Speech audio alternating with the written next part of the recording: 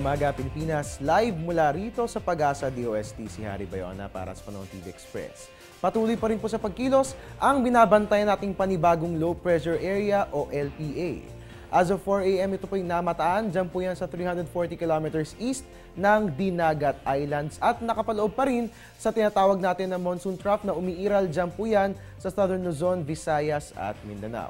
Ayon kay Pag-asa Weather Forecaster Manny Mendoza, malaki ang tsansa na maging bagyo ang nasabing sama ng panahon dahil kasalukuyan po itong nandyan po sa ating mga karagatan kung saan nakakakuha po ito ng lakas. Dagdag pa ni Mr. Mendoza, within 24 to 36 hours ay posibleng maging isa ng ganap na bagyo ang LPA kapag nasatisfy na nito ang mga requirements na kinakailangan for tropical cyclone formation.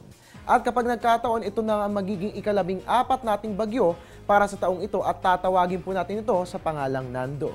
Ngayon naman, para sa asahang lagay ng panahon sa buong bansa ngayong araw ng linggo, dyan nga po yan sa Eastern Visayas, ganoon din sa Caraga, makakaasa po tayo ng moderate to occasionally heavy rain showers and thunderstorms na posibleng magdulot ng mga flash floods and landslides. So inaabisuhan po natin ang ating mga kababayan dyan na mag-ingat habang dito naman po sa atin sa Metro Manila, ganoon din sa Mimaropa, and at the same time sa Laguna and Rizal, ganoon din sa Quezon at ganoon din sa Bicol Region, natitirang bahagi ng Visayas at sa natitirang bahagi ng Mindanao, maaasahan po natin na maulap na papawiri na magdadala ng light to moderate rain showers and thunderstorms. Habang dyan naman po sa natitirang bahagi naman ng Luzon, maaasahan po natin ang partly cloudy skies na magdadala po ng isolated rain showers and thunderstorms. At dahil nga po magiging maulan sa kalakhang bahagi ng ating bansa, ang aming pong paalala, bit-bitin po natin ang ating mga payong nang sa gayon ay hindi po maantala ang ating pamamasyal ngayong araw ng linggo.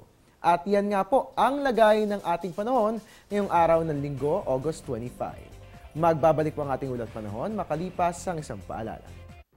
Teng, ang package. Ma'am, sabi ng Air 21 on the road na. Ano, Teng? Ang package. Ma'am, sabi ng Air 21 na receive na. Okay, very good.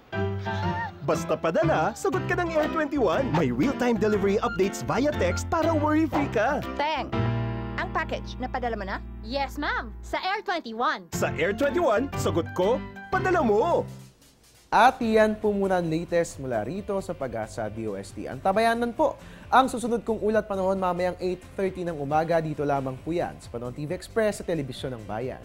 Umulan na umaraw man at your service ang inyong weatherman, Harry Bayona, na nagpapaalalang tiwala lang. May tamang panahon ang bawat pagkakataon. Magandang umaga.